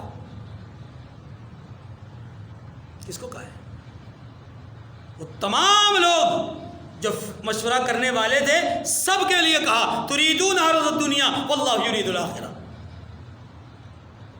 تم کیا چاہتے ہو، اللہ کیا چاہتے ہیں؟ اب معنی کیا بنا؟ یہ بات سمجھ آ گئی؟ اب اگلی بات، اب پھر معنی کیا ہوگا؟ یہاں بھی جو معنی، یہاں وہی معنی کریں گے جو وہاں معنی کر رہے ہیں، یا وہاں وہی معنی کریں گے جو یہاں کریں گے، بس مانی، تاکہ دونوں طرف عزت، احترام، ادب ملحوظ خاطر رہے، کسی قسم کی بے ادبی نہ ہو جائے، کسی قسم کا، کیونکہ وہاں بھی مقدس شخصیات ہیں، یہاں پر بھی مقدس شخصیات ہیں، وہاں حرم رسول ہیں، یہاں خود رسول ہیں۔ تو معنی یہ ہے کہ ظاہری طور پر دنیاوی اعتبار سے آپ نے جو فیصلہ کیا وہ دنیاوی مفادات کو سامنے رکھ کر کیا، جو کہ بالکل غلط نہیں ہے، درست ہے، جیسا کہ ان کا مطالبہ دنیاوی اعتبار سے تھا اور بالکل درست تھا۔ انہوں نے کب کہا کہ ہمارے چولہے جلیں اور ہمیں آخرت نہیں چاہیے، ہمارے چولہے جلیں ہمیں جنت نہیں چاہیے، ہمارے چولہے جلیں ہمیں رسول سے محبت نہیں ہے؟ انہوں نے کب کہا کہ ہم اللہ کو چھوڑنا چاہتی ہیں، ہمارے چولہے جلنے چاہیے؟ نہ، ان کے کہنے کا مقصد بھی یہی تھا کہ جب تک تو حالات تنگ تھے ہم نے مطالبہ کوئی نہیں کیا، جب حالات میں فراوانی آ گئی، اللہ کی نعمتیں آ گئی، تو اب اگر ہم بھی کچھ ان نعمتوں سے لطف اندوز ہو جائیں تو یہ بھی اللہ تبارک و تعالیٰ کی دنیا کے اندر نعمتوں سے لطف اندوز ہونا بھی ایک بہت بڑی نعمت ہے، تو یہ نعمت بھی ہم حاصل کریں۔ جیسے کہ فقر و فاقہ اور تنگی کی نعمت کو ہم نے پایا اور صبر کیا، اب اگر کچھ خوشحالی کی نعمت کو پا لیں اور اللہ کا شکر ادا کریں تو اس میں دو نعمتیں آ جائیں گی، ایک خوشحالی کی نعمت کا مل جانا اور اوپر سے شکر ادا کرنا، دو نعمتیں یہاں پر بھی مل جائیں گی۔ پہلے بھی دو نعمتیں پائی، اب بھی دو نعمتیں پانا چاہتی ہیں، تو کون سا برا مطالبہ تھا؟ ایسے ہی یہاں پر بھی صحابہ کرام نے جو فیصلہ مشورہ دیا تھا وہ کیا دیا تھا کہ یا رسول اللہ دنیاوی مال و متاع لے لیا جائے، کیوں؟ ہم سوٹ بوٹ نہیں ہونا چاہتے، اور کیجیے گا، ہم سوٹ بوٹ نہیں ہونا چاہتے، ہم قالین نہیں بچھانا چاہتے، فانوس نہیں لگانا چاہتے، اپنے گھروں کو سجانا نہیں چاہتے، ہم تو یہ چاہتے ہیں کہ مال آئے تاکہ آئندہ جو جنگیں ہوں، غزوات ہوں، لڑائیاں ہوں، ان کے لیے ہم اسلحہ ساز و سامان لے سکیں۔ مقصد پھر بھی کیا ہے؟ مقصد پھر بھی دین پر ہی لگانا ہے، یعنی ان سے لے کر دین پہ لگانا، تو برا مقصد تھا، اچھا تھا، لیکن ظاہری طور پر دنیا، یعنی لی تو دنیا جا رہی ہے نا، اس لیے قرآن نے کہا ظاہری طور پر تم دنیا کے طالب ہو، بات ہماری تو یہ دنیاوی مطالبہ حقیقت میں نہیں تھا بلکہ ظاہری تھا، اس لیے یہ برا نہیں تھا، یہ برا. لیکن یہ بھی ذہن میں رکھیے گا کہ جو اقرب الی اللہ لوگ ہوتے ہیں، جو اللہ کے بہت قریب لوگ ہوتے ہیں، ان کی معمولی اور ادنا درجے کی بھی خطا ہوتی ہے نا، وہ بھی اللہ کے ہاں ان کے شایان نشان، ان اقرب الی اللہ مقربین کی شایان نشان، وہ ایک جرم تصور کیا جاتا ہے. ہم جیسے لوگ اس کو گناہ سوچ بھی نہیں سکتے، تصور بھی نہیں کر سکتے اپنے حوالے سے کہ یہ کوئی گناہ ہے، اس کو ہم نہ کریں. ہم تو اس سے بڑے بڑے جرائم کر کے بھی کہتے ہیں اللہ غفور رحیم ہے. ہم تو بڑے بڑے جرائم کر کے، گناہ کبیرہ کر کے ہم کہتے ہیں اللہ غفور رحیم ہے. اور ان کے ہاں کیا تھا؟ ان کے ہاں یہ تھا کہ گھر بیٹھے ہیں، توجہ، گھر بیٹھے ہیں، بچوں کے درمیان میں کوئی ٹی وی نہیں، کوئی فحش گوئی نہیں، کوئی غیبت نہیں، چغل خوری نہیں، کچھ بھی نہیں. بچوں کے ساتھ بیٹھے ہوئے کھیل کود میں مصروف ہیں، بچوں کے ساتھ ہنسی خوشی گپ شپ ہو رہی ہے. اچانک دل میں خیال آیا، رحمت دو عالم کی مجلس میں میری کیفیت کیا ہوتی ہے، یہاں آ کر گھر میں کیفیت کیا ہو گئی؟ کہیں یہ منافقت تو نہیں ہے؟ ایسا ہو کہ یہ منافقت تو نہیں؟ بس یہ تصور ہوا، تصور دل میں آیا، اٹھے اور چیختے ہوئے باہر نکل گئے، نافقہ حنظلہ. اپنی کیفیت کے مطابق، اپنے درجے کے مطابق انہوں نے بات کی. ورنہ مجھ جیسے آدمی خطا کار، گناہ گار، یہاں تو گناہ ہے ہی. میں نے کہا اس کا یہاں تو ہم گناہ کا تصور بھی نہیں کر سکتے کہ یہ بھی کوئی گناہ ہے. لیکن ان کے نزدیک یہ بھی جرم تھا، وہ اس کو منافقت سمجھتے تھے کہ وہاں حال کچھ ہو، یہاں پر.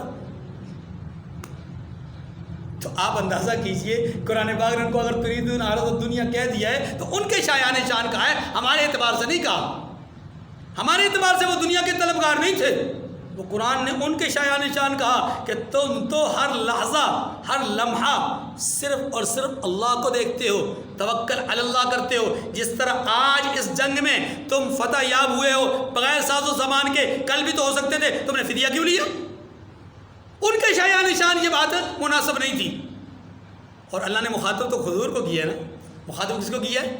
ان سے بھی بڑی ہستی، ان سے بھی بڑے درجے کے ذات کو مخاطب کیا. ما کان لنبی ان یکون له اسرى حتى یسکن فی الارض.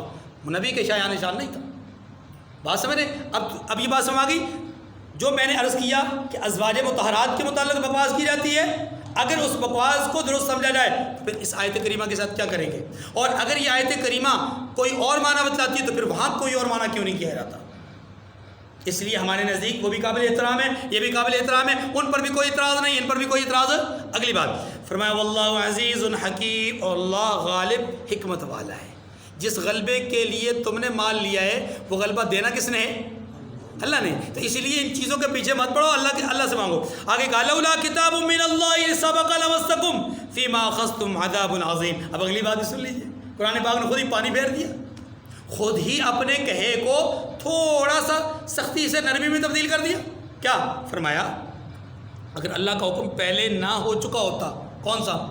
یہی کہ تم قیدی لوگوں کو بناؤ گے، قیدی بنانے کے بعد انہیں فدیہ لے کر چھوڑ دو گے، یہ پہلے سے اگر اٹل فیصلہ تقدیر میں لکھا ہوا نہ ہوتا، اللہ اکبر اللہ لمسکم فیما اخذتم عذاب عظیم، تو جو فدیہ تم نے لیا ہے نا اس کے بدلے تم پر بڑا عذاب نازل ہو جاتا.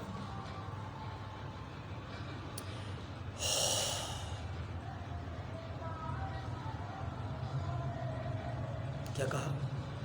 اگر اللہ نے تقدیر میں پہلے سے یہ فیصلہ نہ لکھا ہوتا تو سخت عذاب آتا جو کام تم نے کیا. میں نے عرض کیا ہمارے نزدیک یہ بالکل خطا بھی نہیں ہے، گناہ نہیں، گناہ بہت بڑی بات ہے، یہ خطا بھی نہیں ہے کیونکہ ان کی نیتیں درست ہیں، ان کے ارادے درست ہیں، ان کی نیتوں میں کسی قسم کا فتور نہیں ہے. جو رائے دی بالکل درست دی، موقع کی مناسبت سے حالات کے مطابق بالکل درست رائے دی ہم انسانوں کے تحت نزدیک. لیکن خالق کے نزدیک یہ توکل علی اللہ کے شاید پوری طرح موافق نہیں تھی بات. اس لیے اللہ نے اس بات کو پسند نہیں کیا.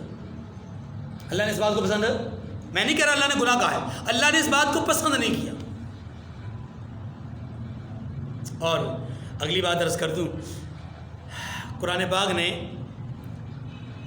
قرآن پاک نے ازواج مطہرات کے متعلق ایک اور بات بھی کہی سورہ تحریم میں، اے نبی کی بیویوں، عسیٰ ربہ ان طلقکن ان یبدلہ ازواجا خیرا منکن مسلمات مؤمنات قانتات تائبات عابدات سائحات سیبات وابکار۔ اگر تم نبی کا ساتھ نہیں دو گی تو قریب ہے کہ اللہ تمہاری جگہ پہ تم سے بہتر کوئی اور عورتیں لے آئے۔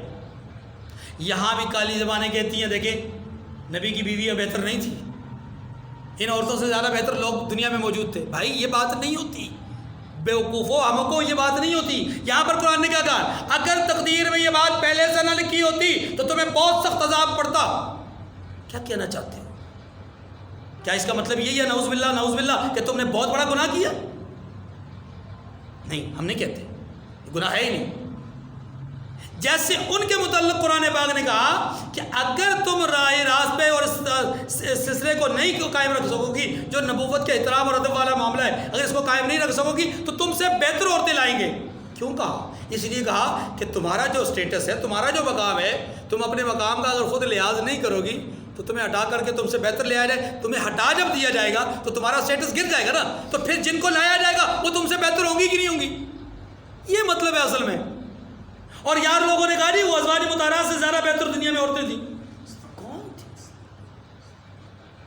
نبی آج جو ملک کا صدر ہو اس کی اہلیہ کون ہوتی ہے؟ خاتون اول کہلاتی ہے، چاہے وہ صدر شرابی ہو، زانی ہو، کون بدکار ہو، جیسا مرضی ہو، وہ کون ہوتا ہے؟ اس کی اہلیہ خاتون اول کے لئے۔ اس کو تم پروٹوکول دیتے ہو اور اس کے لیے سرکاری خرچے اور سارے معاملات ہوتے ہیں۔ جو نبی کے حرم میں، خاتم الانبیاء کی حرم میں اور امام الانبیاء کے حرم میں، اس کے بارے میں تم کہو گے ان سے زیادہ بہتر دنیا میں موجود تھی؟ انا للہ و انا الیہ راجعون۔ فرمایا کہ اگر اللہ کی طرف سے پہلے سے یہ فیصلہ نہ ہو چکا ہوتا تو تم نے جو لیا ہے اس کے بدلے تم پر بڑا عذاب نازل ہوتا۔ اب اگلی بات، جب اتنی سخت تنبیہ آ گئی نا کہ کام بھی اچھا نہیں ہوا، جو لیا ہے وہ بھی اچھا نہیں کیا، تو ڈر تو پیدا ہو گیا نا۔ اب لیا جو ہے اس کے ساتھ کرنا کیا ہے؟ جو لے لیا اس کے ساتھ کرنا کیا ہے؟ ڈر تو پیدا ہوا نا۔ تو جواب آیا فَكُلُوا مِمَّا غَنِمْتُمْ حَلَالًا طَيِّبًا۔ جو فیصلہ کر لیا نیک نیتی کی بنیاد پہ کیا۔ دیکھو قرآن خود کہتا ہے فیصلہ جو تم نے کیا نیک نیتی کی بنیاد پہ کیا۔ آیت نمبر 69 میں اور آیت نمبر 70 میں اور 71 میں، ان تین آیات کریمہ میں جو بات سمجھائی گئی ہے وہ یہ ہے، آیت نمبر 69 میں یہ بتایا گیا ہے کہ جو مال تم نے بطور فدیہ لے لیا وہ تمہارے لیے حلال ہے، پاکیزہ ہے، کیونکہ لینے والوں کو پچھلی آیات کریمہ کے تناظر میں شک پڑ گیا کہ اتنی سخت وعید اور اتنا سخت عتاب کہ اگر اللہ کا فیصلہ پہلے سے لکھا ہوا نہ ہوتا تو تم پر بڑا عذاب آ جاتا، تو ڈر گئے کہ یہ جو مال ہم نے لیا یہ اللہ کی پسندیدگی نہیں ہے اس میں۔ تو اب آیا یہ مال حلال بھی ہے یا نہیں؟ بعض چیزیں ایسی ہوتی ہیں کہ جو اپنی ذات کے اعتبار سے جائز ہوتی ہیں لیکن کسی غیر عنصر کے آ جانے کی وجہ سے، کسی دوسری وجہ کے پیدا ہونے کی وجہ سے وہ چیز کیا ہو جاتی ہے؟ حرام ہو جاتی ہے۔ جیسے ایک جانور ہے جو کہ حلال ہے، بکری بذات خود حلال ہے، لیکن اگر یہ کسی سے چوری کر کے ذبح کیا جائے تو حلال نہیں ہوگا، حالانکہ ذبح بھی اس کو اسلامی طریقے سے کیا گیا، تکبیر بھی پڑھی گئی اور پورا اس میں تمام کے تمام معاملات کا لحاظ رکھا گیا، لیکن پیچھے ایک ایسی چیز پیدا ہوئی ہے کہ جس کی وجہ سے یہ حلال چیز حرام ہو گئی، اور وہ چیز کیا ہے؟ چوری۔ تو یہ سمجھیے کہ صحابہ کرام کو شک پڑ گیا کہ آیا یہ حلال بھی ہے یا نہیں، تو قرآن مجید نے جواب دیا فَكُلُوا مِمَّا غَنِمْتُمْ، جو غنیمت کا مال تم نے پایا ہے اسے کھاؤ، حلالاً طیبہ، یہ حلال ہے اور پاکیزہ ہے، لیکن واتقوا اللہ، آئندہ آنے والے معاملات میں اللہ سے ڈرتے رہنا، ان اللہ غفور الرحیم، جو ہو چکا اس پہ اللہ کی طرف سے کوئی مواخذہ نہیں ہے کیونکہ وہ غفور ہے اور رحیم ہے۔ اس جملے نے ان اللہ غفور الرحیم نے اس آیت کریمہ کے آخر میں آ کر کے اللہ تبارک و تعالیٰ اس جملے کو لے کر آئے ہیں، تو اس جملے نے بتا دیا کہ جو عمل ہو چکا اس پہ کوئی مواخذہ نہیں، اس پہ کوئی پکڑ، اب وہ گناہ نہیں ہے، اب وہ قابل گرفت بات نہیں ہے، جو ناپسندیدگی تھی اس کا اظہار کر دیا۔ اب جو آیت نمبر 70 اور 71 میں بات ہے وہ ہے انہی کفار کو جو قیدی بن کر آئے ہیں انہیں تنبیہ کرنا مقصود ہے کہ محبوب آپ ان سے کہہ دیجئے، ان قیدیوں سے کہہ دیجئے کہ اب سدھر جاؤ تو تمہارے حق میں بہتر ہے۔ یہ نہ ہو کہ اگر تمہیں اب ہم چھوڑ دیں اور تم جا کر کے اسلام کے خلاف پھر ریشہ دوانیاں شروع کرو، پھر جا کر کے جو ہے وہ لڑنے کے لیے صف آرائی شروع کر دو، صف آرا ہونا شروع کر دو، تو سنو اگر تم ایسا کرو گے تو پہلے بھی اللہ نے تمہیں رسوا کیا ہے، آئندہ بھی اللہ تمہیں رسوا کرے۔ لیکن اگر تم صدق دل سے خلوص نیت کے ساتھ ایمان کی طرف رغبت پیدا کرو گے اللہ تمہیں نعمت اسلام سے نواز دیں گے۔ بس یہ بات یہاں سمجھائیے۔ یا ایھا النبی قل لمن فی ایدیکم من الاسرى ان یعلم اللہ فی قلوبکم خیرا یؤتکم خیرا مما اخذ منکم ویغفر لکم۔ فرمایا اے محبوب جو قیدی آپ کے ہاتھ میں ہیں ان سے کہہ دیجئے اگر اللہ تمہارے دلوں میں نیکی معلوم کرے گا، یعنی کیا مطلب، یعنی تمہارے دلوں کے اندر جو نیکی ہے، خلوص نیت جس کو کہتے ہیں، اگر وہ ظاہر ہونا شروع ہوگی، اس کا اظہار تم کرو گے تو یؤتکم خیرا مما اخذ منکم ویغفر لکم، جو فدیہ تم سے لیا ہے اس سے بہتر اللہ تمہیں عطا کرے گا۔ یؤتکم خیرا مما اخذ منکم، تو جو مال تم سے چھن گیا ہے یعنی لے لیا گیا مال غنیمت کے طور پر، فدیہ کے طور پر، اس سے بہتر تمہیں عنایت فرمائے گا، اور ساتھ ویغفر لکم، اور تمہارے گناہ بھی معاف کر دے گا، بشرط ہے کہ تمہارے دلوں میں۔ اس سے یہ پتہ چلا کہ انسان کو ہدایت ملتی ہے یا انسان کو نیکی کرنے کا جو عمل ہے یا نیکی کرنے کی جو توفیق ہے وہ ملتی ہے کب؟ جب انسان کے دل میں جذبہ موجود ہو، جس کو ہم توفیق کہتے ہیں نا، وہ تو یہ ہے کہ کوئی آدمی کوئی نیکی کا کام کر لے تو ہم کہتے ہیں اللہ نے توفیق دی ہے، ورنہ اصل توفیق یہ نہیں ہے۔ یہ بات سمجھیے، اصل توفیق کیا ہے؟ توفیق یہ ہے کہ اللہ اسباب مہیا فرما دے، نصیب فرما دے، نیکی کے، خیر کے، اچھائی کے کام کرنے کے اسباب مہیا کر دے تو بس توفیق مل گئی۔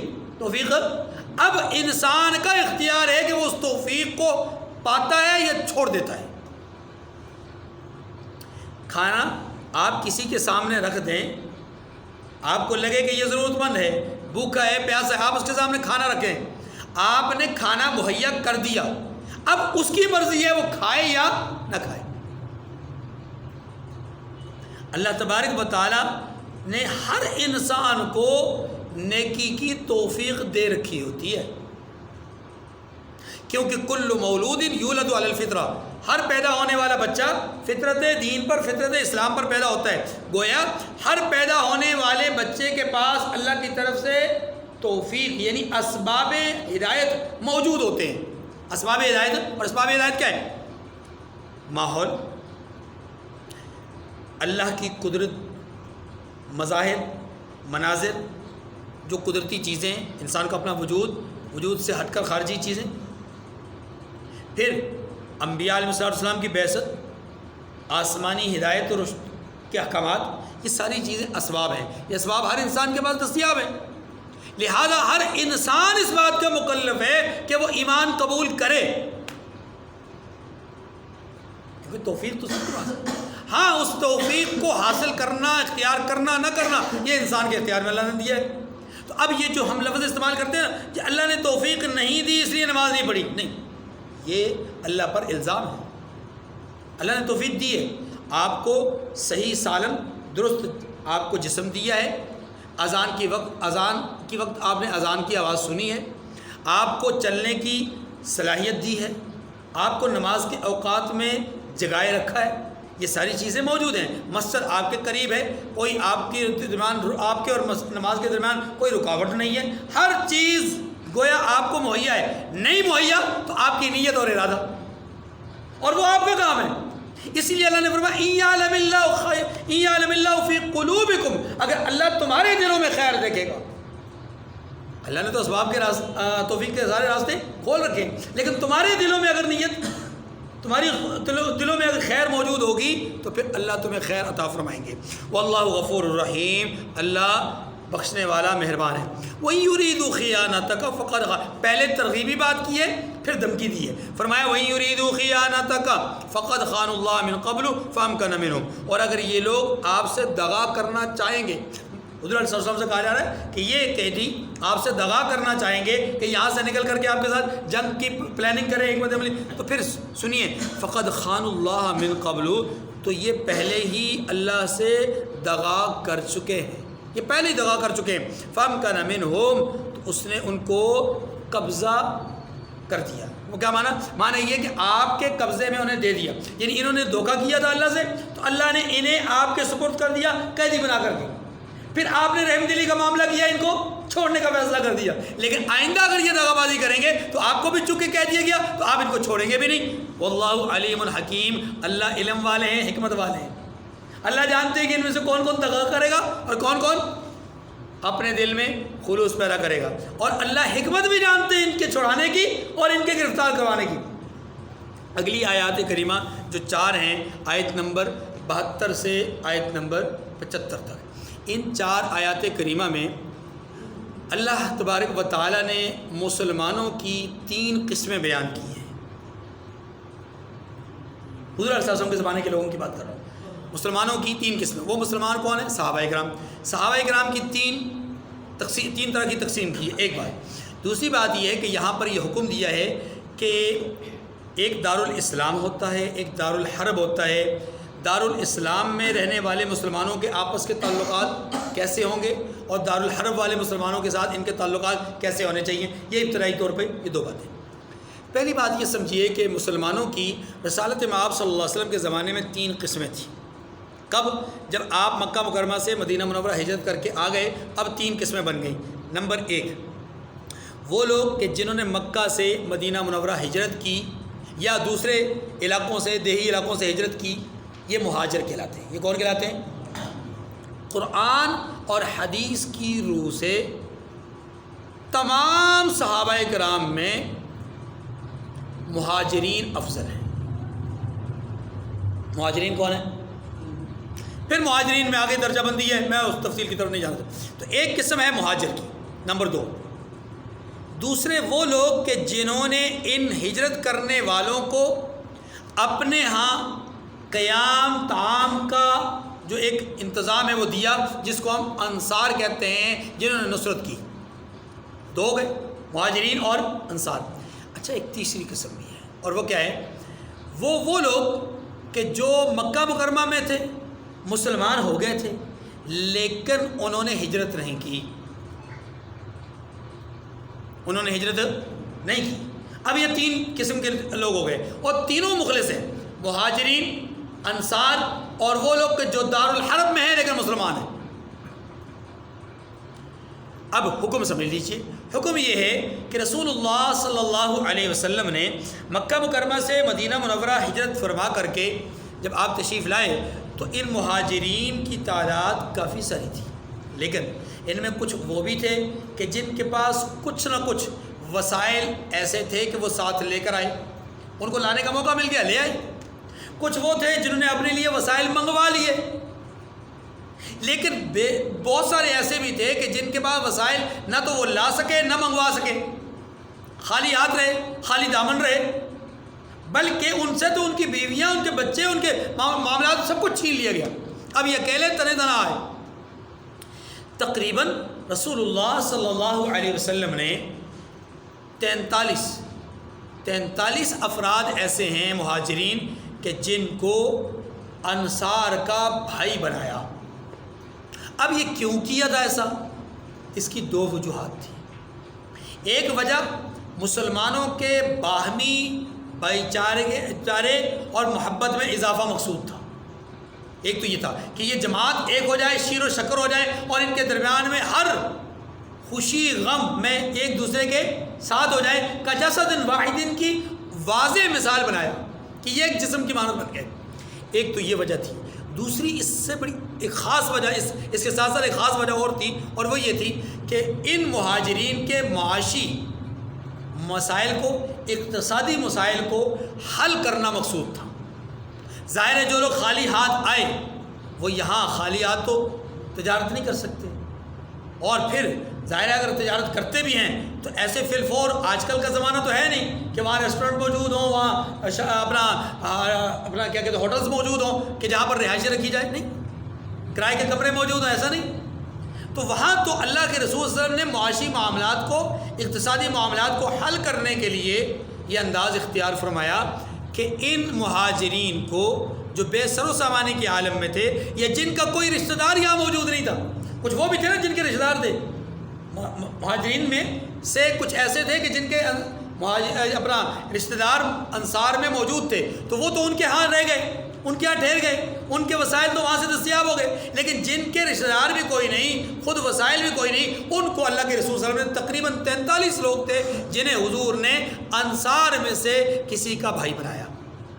لیکن یہ جو مواخات تھی، یہ جو بھائی چارہ اللہ کے رسول صلی اللہ علیہ وسلم نے پیدا کیا، یہ ایک عام سا مواخات کا معاملہ نہیں تھا کہ جیسے ہم کہتے تھے یار آپ تو میرے بھائی ہیں، اچھا جی بھائی ہیں، ٹھیک ہے جی، اب اگلے ہمیں وہ کہتے ہیں بھائی یار میرے لیے یہ پریشانی ہے تو آپ میری مدد کر سکیں گے؟ نہیں یار میں ویلا نہیں. یہ والا بھائی نہیں کہ میٹھا میٹھا آپ آپ اور کڑوا کڑوا تو نہیں. وہاں بھائی چارے کا معنی یہ تھا کہ آپ کا یہ سگے بھائی سے زیادہ مقام اور درجہ رکھنے والا آدمی ہے، اس کی خوشی غم آپ کی خوشی اور غم ہوگا. یہاں تک کہ ابتدائی طور پر، اب حکم سمجھیے، ابتدائی طور پر رسول اللہ صلی اللہ علیہ وسلم نے کیا کیا کہ مہاجر اور انصار کے درمیان میں جو مواخات قائم کی، اس میں حکم یہ رکھا کہ ان میں سے جو بھی دنیا سے جائے گا، مہاجر چلا جائے تو انصار میں سے انصاری، اور انصار میں سے انصاری کوئی چلا جائے تو مہاجرین میں سے مہاجر، یہ جو اس کا بھائی ہے یہ اس کا وارث بنے گا. اس کا وارث مالی وراثت. ہاں ایک صورت مستثنا تھی، اور وہ یہ تھی کہ کسی مہاجر کا یا کسی انصاری کا کوئی قریب ترین وارث اس کے ساتھ موجود ہو. مثلا ایک آدمی مکہ سے ہجرت کر کے آیا اور اس کے ساتھ اس کا بیٹا بھی آ گیا. اب باپ کسی اور کا بھائی ہے، بیٹا کسی اور کا بھائی ہے مواخات میں. اب اگر باپ کا بھائی یعنی وہ جو مواخات میں بھائی ہے وہ دنیا سے چلا جائے، اس انصاری کا کوئی اپنا انصاری رشتہ داروں میں سے مسلمان کوئی موجود نہیں ہے. رشتہ دار بھائی موجود ہیں، باپ موجود ہے، یا کوئی اور رشتہ دار موجود ہے لیکن وہ مسلمان نہیں ہے. مسلمانوں میں سے کوئی اس کا رشتہ دار موجود نہ ہو تو پھر یہ جو آدمی اپنا مہاجر ہے جو والد کا درجہ رکھتا ہے، یہ آدمی اپنے بھائی کا وارث بنے گا. اور اس کا برعکس اگر ہو کہ مہاجر اگر انتقال کر جاتا اور اس کے انتقال کے بعد چونکہ اس کا وارث موجود ہے، اصل وہ کون ہے؟ بیٹا، تو شریعت مطالعہ نے یہ حکم مستثنا کیا کہ اگر مرنے والے کا مسلمان وارث موجود ہے تو پھر وہ وراثت میں مقدم ہوگا. اگر مسلمان وارث موجود نہیں تو پھر مرنے والے کا وارث کون ہوگا؟ اس کا وہ بھائی ہوگا جس کو حضور نے بھائی قرار دیا ہے. اتنی بات سمجھ گئی؟ یہ ہے دارالاسلام کے مسلمانوں کا آپس میں حکم. دارالاسلام سے دارالحرب کی طرف چلے جائیں، یعنی اس وقت مکہ مکرمہ آپ سمجھ لیجئے سن 8 ہجری تک مکہ مکرمہ کیا ہے؟ دارالحرب کہلاتا ہے. کیوں؟ اس لیے کہ وہاں پر مسلمانوں کی حکومت نہیں ہے، وہاں پر قبضہ اور قیادت کس کی ہے؟ کفار کی. تو دارالحرب ہے. دارالحرب میں جو مسلمان وہاں پر موجود ہیں ان کے متعلق حکم یہ ہے، یا دوسرے شہروں میں اللہ نے یہ حکم یہاں پر بیان کیا کہ اگر ان میں سے کسی مسلمان کا انتقال ہو جاتا ہے، دارالحرب میں کسی مسلمان کا انتقال ہو جاتا ہے، اس کا سگا بھائی مدینہ میں مہاجر بن کے آیا ہوا ہے، یا والد مہاجر بن کے آیا ہوا ہے، یا بیٹا مہاجر بن کے آیا ہوا ہے، تو وہ وارث نہیں بنے گا. اسی طریقے سے مدینہ میں کسی مہاجر کا انتقال ہو جاتا ہے تو اس کا وہ وارث جو کہ مکہ مکرمہ میں ہے اور دارالحرب میں، اگرچہ وہ مسلمان ہے لیکن وہ، اب یہاں سمجھ لیجئے دو سبب ہو گئے. ایک دینداری ولایت کے لیے، اور دوسرا سبب بن گیا دارالاسلام۔ اگر دارالحرب بھی ہوگا اور مسلمان ہوگا تو وارث نہیں ہوگا۔ یہ دو حکم ہو گئے۔ تیسرا حکم، اگر دارالحرب میں رہنے والے مسلمان پر کوئی ظلم ہوتا ہے، کافر کوئی ظلم کرتا ہے، تو پھر دارالاسلام کے مسلمان کو یہ کہا گیا ہے کہ تم اس کے ظلم کو روکنے کے لیے اس کا ساتھ دو۔ چوتھا حکم، اگر دارالحرب کے اندر رہنے والا مسلمان کسی بھی قسم کا اپنا درجہ رکھتا ہو یا کوئی بھی اس کا لیکن یہ سمجھ لیجئے کہ اگر دارالحرب میں رہنے والا مسلمان ایسا ہے کہ اس دارالحرب کے لوگوں کے ساتھ دارالاسلام کا کوئی معاہدہ ہو گیا، جیسا کہ صلح حدیبیہ کے بعد آپ جانتے ہیں معاہدہ ہوا صلح حدیبیہ کے موقع پر کیا کہ مسلمان اب مکہ والوں کے ساتھ 10 سال تک جنگ نہیں کریں گے، معاہدہ ہو گیا نا۔ اب یہاں پر دارالحرب میں جو مسلمان موجود ہیں، سمجھ لیجئے کہ اگر مسلمانوں کی جنگ کسی اور قبیلے کے ساتھ ہوتی ہے اور اس قبیلے کے ساتھ ان کافروں کا مشرکین مکہ کا کوئی معاہدہ ہے، ان کے وہ حلیف ہیں، تو تب بھی مسلمان ان کے خلاف لڑتے ہوئے پیچھے ہٹ جائیں گے، کیونکہ ان کے حلیفوں کے ساتھ کا معاہدہ ہوا ہے۔ ٹھیک ہے، تو جب یہ بات سمجھ لیجیے کہ جب یہ ایسا ہے تو اس کے تناظر میں وہ جو مسلمان ہیں جو دارالحرب میں موجود ہیں، ان کی یہ مدد اور نصرت نہیں کر پائیں گے اگر ان کے ساتھ معاہدہ ہے۔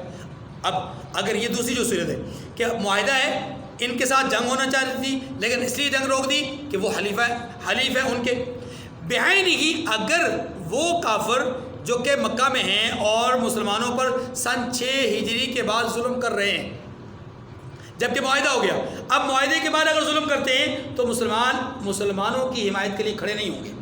یہ ابتدائی طور پہ حکم تھا، مسلمانوں کی حمایت کے لیے کھڑے، بلکہ یہاں مسلمانوں کو حکم یہ ہے کہ آپ بین الاقوامی جو قانون اور ضابطہ ہے اس کی پابندی کریں گے، اور وہ قانون اور ضابطہ کیا ہے کہ آپ معاہدے کی پاسداری کریں۔ معاہدہ یہ تھا کہ آپ نے مکہ والوں کے ساتھ جنگ نہیں کرنی، انہوں نے معاہدہ آپ کے ساتھ کیا ہے، مسلمانوں کے ساتھ نہیں کیا، یعنی وہاں کے جو مسلمان وہی رہتے ہیں۔ اس لیے یہ ایک الگ مستقل حکم ہے کہ اگر دارالحرب میں رہنے والے مسلمانوں پر ظلم ہو رہا ہو اور دارالحرب کے رہنے والے لوگوں کے ساتھ معاہدہ مسلمانوں کا ہو تو مسلمان معاہدے کی پاسداری کریں گے، مسلمانوں کے اسلام کا خیال، یہ ایک فرق ہے۔ دیکھیں فرمایا ان الذين آمنوا وهاجروا وجاهدوا باموالهم وانفسهم في سبيل الله والذين آووا ونصروا اولئك بعضهم اولیاء بعض، جو لوگ ایمان لائے اور وطن سے ہجرت کر گئے اور اللہ کی راہ میں اپنے مال اور جان سے لڑے، اور وہ اور جنہوں نے ہجرت کرنے والوں کو جگہ دی اور ان کی مدد کی، اور وہ آپس میں ایک دوسرے کے رفیق ہیں، مہاجر اور انصار آپس میں۔ والذین آمنوا ولم یہاجروا ما لکم من ولایتہم من شیء حتی یہاجروا، یہ تیسری قسم۔ فرمایا جو لوگ ایمان تو لے آئے لیکن ہجرت نہیں کی، تو جب تک وہ ہجرت نہ کریں تم کو ان کی رفاقت سے کچھ سروکار، کیا مانا، ان کی کوئی مدد نہیں کرنی۔ اچھا اگلی ایک بات، وَإِنِ اسْتَنصَرُوكُمْ فِي الدِّينِ فَعَلَيْكُمُ النَّصْرُ إِلَّا عَلَىٰ قَوْمٍ بَيْنَكُمْ، یہ پہلی مدد سے مراد میں نے کہا ولایت، یعنی آپ ان کو وارث نہیں بنائیں گے۔ دوسری بات، اگر وہ آپ سے دین کے معاملات میں مدد طلب کریں تو آپ کو مدد کرنی لازم ہے، الا علی قوم بینکم و بینہم میثاق، مگر ان لوگوں کے مقابلے میں کہ تم میں اور ان میں صلح کا عہد ہو، مدد نہیں کرنی چاہیے۔ جیسے کہ میں نے مثال دی مکہ والوں کے ساتھ، مکہ کے مسلمانوں کے ساتھ سن 6 ہجری سے پہلے ان کی مدد کرنا ضروری تھی، لیکن سن 6 ہجری میں جب معاہدہ ہو گیا اب ان کی مدد نہیں ہوگی بلکہ معاہدے کی پاسداری ہوگی۔ واللہ بما تعملون بصیر، اور اللہ تمہارے سب کاموں کو دے گا۔ اچھا یہ سارے احکامات جو ہیں، یہ جو بھی احکامات بیان ہوئے ولایت کے، وراثت کے، یہ سارے احکامات سن 8 ہجری تک تھے۔ سن 8 ہجری جب مکہ مکرمہ فتح ہو گیا تو دارالاسلام اور دارالحرب والا معاملہ وہاں پر ختم۔ ایک دوسری بات یہ ہے کہ وہ جو وراثت کا مواخات میں ایک دوسرے کو وارث قرار دیا گیا تھا وہ بھی سلسلہ ختم، وہ سلسلہ بھی ختم۔ اب دنیا کے اندر اسلام یہ بنیاد نہیں ہے کس کا، وراثت کا، یعنی بنیاد مراد یہ کہ آپ دو مسلمان آپس میں ایک دوسرے کے وارث نہیں ہو سکتے، ہاں اگر وہ رشتہ دار ہوں گے تو تب وارث ہوں گے، اگر رشتہ دار نہ ہو تو پھر وارث۔ اور دوسری صورت اگر رشتہ دار ہوں لیکن مسلمان نہ ہوں، ایک مسلمان ایک کافر ہے، تو تب بھی وارث نہیں ہوں گے۔ نبی وارث، تو گویا اصل تو ہے رشتہ داری، رشتہ داری کے بعد پھر اسلام بھی ہے۔ اس وقت پہلے اسلام تھا پھر رشتہ داری تھی، ٹھیک ہے۔ والذین کفروا بعضهم اولیاء بعض الا تفعلوه تکن فتنة فی الارض وفساد کبیر، اور جو لوگ کافر ہیں وہ بھی ایک دوسرے کے رفیق ہیں۔ تو مومنوں اگر تم یہ کام نہ کرو گے تو ملک میں فتنہ برپا ہو جائے گا اور بڑا فساد مچے گا۔ کیا مطلب؟ کون سا کام؟ مسلمان کا وارث نہ بنے مواخات میں، یا دارالحرب کے مسلمان کی اگر تم حمایت نہ کرو، یا اگر معاہدہ کر رکھا ہے تو پھر دارالاسلام کے مسلمان کی حمایت کر کے معاہدے کو توڑ دو۔ ان ساری صورتوں میں فساد برپا ہوگا۔ ان ساری صورتوں میں کیا ہوگا؟ فساد سے بچنے کے لیے مواخات کے سلسلے کو قائم کرو، دارالاسلام اور دارالحرب کے جو قاعدے اور ضابطے ان کو عمل درآمد کرو، اور معاہدات جو ہیں ان کی پاسداری کرو۔ والذین آمنوا وہاجروا وجاہدوا فی سبیل اللہ والذین آووا ونصروا اولئک هم المؤمنون حقا، اور جو لوگ ایمان لائے اور وطن سے ہجرت کر گئے اور اللہ کی راہ میں لڑائیاں کرتے رہے اور جنہوں نے ہجرت کرنے والوں کو جگہ دی اور ان کی مدد کی، یہی لوگ سچے مسلمان ہیں۔ یہی لوگ، اب قرآن کہتا ہے یہ سچے مسلمان ہیں، یہاں بے ایمان کہتا ہے کہ وہ سچے مسلمان نہیں تھے۔ بتائیں کس کی مانے؟ قرآن کہتا ہے وہ سچے مسلمان تھے۔ کون؟ مہاجرین، وہ جنہوں نے ہجرت کی۔ اچھا، مہاجرین میں کوئی منافق نہیں تھا، یہ بات میں بڑے زور سے کہا کرتا ہوں۔ مکہ میں منافقت نہیں تھی، مکہ میں منافقت، اور مکہ سے آنے والوں میں بھی منافقت نہیں تھی۔ مکہ میں دو ہی پارٹیاں تھیں، پکے مومن پکے کافر، تھرڈ پارٹی کوئی نہیں تھی۔ مدینہ میں آئے تو تیسری پارٹی بھی آ گئی، اور وہ کون سی تھی؟ منافقین کی۔ تو مہاجرین تو کلیئر ہو گئے نا، مہاجرین کیا ہو گئے؟ کلیئر ہو گئے کہ یہ منافق نہیں ہے، کیونکہ منافقت مکہ میں تھی نہیں۔ 13 سال تک جنہوں نے جسموں پر کوڑے کھائے، انگاروں پر لٹ گئے، تختہ دار پہ لٹک گئے، اپنا زمین ان کے اوپر تنگ کر دی گئی، ان کی اولادوں کو ستایا گیا، ان کے گھروں پہ حملے کیے گئے اور ان کے مالوں کو چھینا گیا، سب کچھ ان کے ساتھ ہوا، وہ رائے حق سے برگشتہ نہیں ہوئے۔ کالی زبان والے انسان کیا تیرے کہنے سے مان جائیں کہ وہ جو ہے وہ منافق تھے؟ قرآن کہتا ہے اولئک هم المؤمنون حقا، بہت بڑا سرٹیفکیٹ ہے، بہت بڑا اعزاز ہے۔ لہم مغفرۃ ورزق کریم، اللہ فرماتے ہیں ان کے لیے اللہ کے ہاں بخشش بھی ہے اور عزت کی روزی ہے۔ عزت کی، اس سے معلوم یہ ہوا کہ وہ بلندی پر ہیں، آسمان ہدایت کے ستارے ہیں۔ تم اگر ان کی طرف منہ کر کے تھوکو گے تو تھوک کہاں جائے گا؟ تمہارے منہ پہ گرے گا۔